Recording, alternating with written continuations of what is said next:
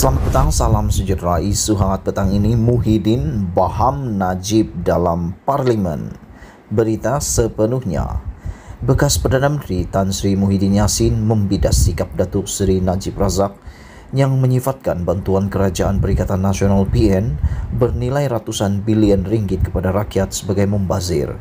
Beliau sebaliknya berkata ketika Najib menjadi Perdana Menteri, puluhan bilion duit rakyat yang lesap begitu sahaja tidak pula dikatakan membazir. Saya sebenarnya hairan dengan sikap Pekan apabila saya sebagai Perdana Menteri menyalurkan bantuan bernilai ratusan bilion ringgit kepada rakyat dan perniagaan di kala susah dikatakan membazir. Tetapi ketika dia menjadi Perdana Menteri, puluhan bilion duit rakyat lesap begitu sahaja dan tidak pula dikatakan membazir. Mungkin kerana dia mendapat untung, tidaklah membazir bagi dia, katanya membahas titah ucapan yang di Pertuan Agong di Dewan Rakyat hari ini. Muhyiddin yang juga ahli Parlimen Paguh berkata hakikatnya dunia semasa dan pasca pandemik memerlukan negara-negara termasuk Malaysia mengambil langkah luar biasa.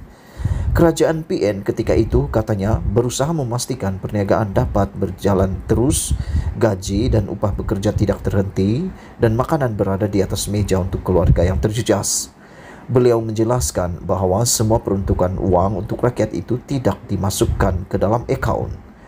Peruntukan yang besar tersebut tidak masuk ke dalam akaun peribadi saya. Katanya dipercayai mengingatkan kepada semua mengenai RM42 juta dana wang SRC Internasional masuk ke dalam akaun Najib.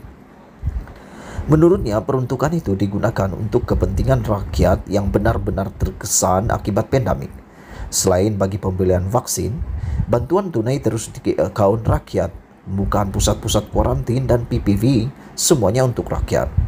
Di mana yang saya membazir? Kesemua uang yang diperuntukkan itu adalah bagi membantu rakyat dan negara menjana pendapatan yang menyumbang kepada kesan berganda ekonomi. Oleh sebab itu, sejumlah peruntukan besar telah dibelanjakan secara telus dan bersasar bagi maksud pemberian pelbagai bentuk insentif dan bantuan kepada rakyat dan perniagaan, termasuk perusahaan kecil, mikro dan sederhana dan industri yang amat terkesan sepanjang 2 tahun suram yang turut dirasai di seluruh dunia akibat pandemik COVID-19, katanya lagi. Muhyiddin berkata dakwaan Najib pada 2 Mac lalu di Dewan Rakyat berkenaan hutang 1MDB yang tidak dibayar menggunakan uang rakyat juga adalah satu kenyataan tidak benar dan mengelirukan. Saya hairan Pekan sebagai bekas Perdana Menteri dan Menteri Keuangan boleh terlupa bahawa hutang-hutang 1MDB adalah dijamin oleh kerajaan. Apabila 1MDB gagal membayar hutang-hutang termasuk faedah yang keseluruhannya berjumlah lebih RM50 bilion, maka kerajaanlah yang terpaksa membayar hutang-hutang itu, katanya. Muhyiddin juga memetik penjelasan Menteri Keuangan Tengku Datuk Seri Zafrul Abdul Aziz pada 3 Mac bahawa setakat akhir Februari 2022, jumlah hutang 1MDB yang masih perlu dibayar adalah bernilai RM38.8 bilion, merangkumi RM32.3 bilion hutang prinsipal dan RM6.5 bilion faedah hutang. Katanya, Menteri Keuangan pada Januari lalu turut memaklumkan bahawa kerajaan sudah membayar hutang 1MDB berjumlah RM13.3 bilion setakat ini. Maknanya, ini duit rakyatlah. Mungkin apa yang dimaksudkan oleh Pekan ialah oleh kerana kerajaan telah berjaya merampas semula sebahagian wang dan aset 1MDB yang telah dicuri. Maka gunalah wang dan aset itu untuk membayar balik hutang 1MDB, katanya. Beliau turut menyenaraikan beberapa aset yang berjaya dirampas semula, termasuk kapal layar mewah bernilai AS 130 juta, jet peribadi dan aset mewah milik anak tiri Najib. Kesemua aset-aset ini tentunya dibeli bukan untuk tujuan pelaburan yang menguntungkan 1MDB, tetapi sebaliknya dikeroyok oleh orang-orang yang rapat dengan Pekan, menggunakan sebahagian uang berjumlah $4.5 bilion AS yang dicuri dari 1MDB. Nasib baiklah Barisan Nasional kalah dalam PRU14 dan Najib tidak lagi menjadi Perdana Menteri. Maka kerajaan telah menubuhkan sebuah pasukan petugas khas untuk merampas semula wang dan aset 1MDB yang dicuri.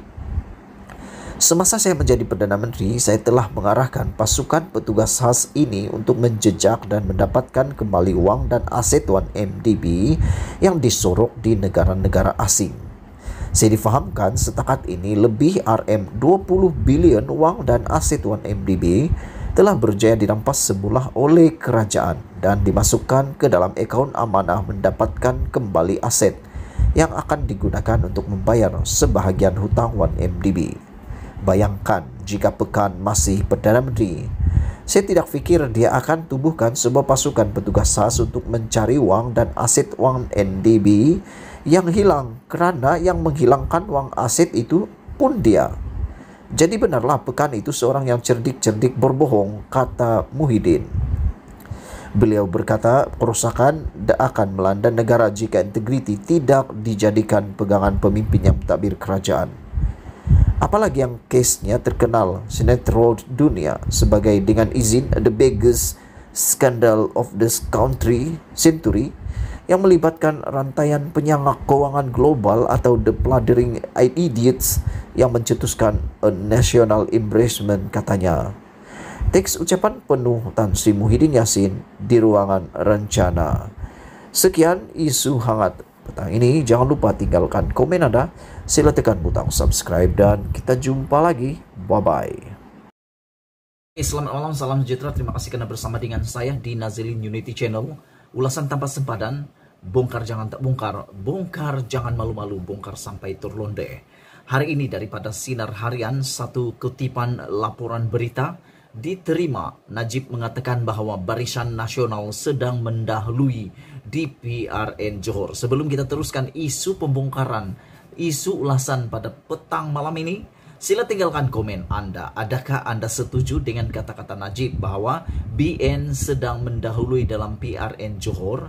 Ataupun pada pendapat Anda, ada ramai orang macam yang Muhyiddin cakap, ramai datang lihat Najib berkempen bukan karena mereka suka Najib, tapi mereka mau lihat muka perompak, kata Muhyiddin Yassin semalam.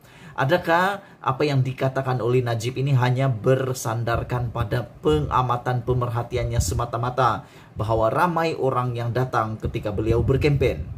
Walau bagaimanapun menurut Najib, beliau tidak menaruh, masih lagi tidak berharap sepenuhnya, ataupun beliau tidak membuat apa-apa jangkaan terlalu awal, kerana menurutnya masih terlalu awal untuk menentukan keputusan PRN Johor tersebut. Dan menurut Najib, yang perlu dilakukan adalah bekerja keras sehingga ke titik akhir kempen tersebut. Dan beliau katakan momentum yang diperoleh oleh BN adalah baik pada minggu pertama kempen PRN Johor berbanding parti-parti yang lain. Jadi walau bagaimanapun kita ucapkan kepada Najib kerana beliau begitu yakin. Dia ada keyakinan bahwa Barisan Nasional sedang mendahului parti-parti yang lain, terutamanya Parti Perikatan Nasional, Pakatan Harapan. Dua parti yang lebih besar, yang besar, dan juga PKR. Jangan lupa, ada juga Parti Pejuang dan Amanah. Ada juga parti-parti warisan, parti muda yang lain. Kita jarang mendengar sekarang kempen muda di media sosial, terutama dia dalam portal-portal berita. Kita tidak tahu di mana parti muda, kedudukan parti muda sekarang bagaimana. Kita pun tidak dapat pastikan bagaimana kedudukan Parti Pejuang sekarang. Sebab yang banyak masuk dalam media sekarang adalah Perikatan Nasional dan sedikit daripada PKR. Kadang-kadang timbul juga lah Tun Mahathir Mohamad. Jadi sebelum kita berpisah malam ini, apa pendapat Anda? Siapa yang akan menang PRN Johor ini? Karena menurut Najib, Barisan Nasional sedang mendahului kempen PRN Johor. Sebelum kita berpisah, jangan lupa tinggalkan komen Anda. Siapa yang Anda sokong? Adakah Barisan Nasional akan menang besar lagi seperti dalam PRN Melaka dan PRN Sarawak? Malaysia kita punya, kita jaga sama-sama, cintai Malaysiaku. Kita jumpa lagi. Bye-bye.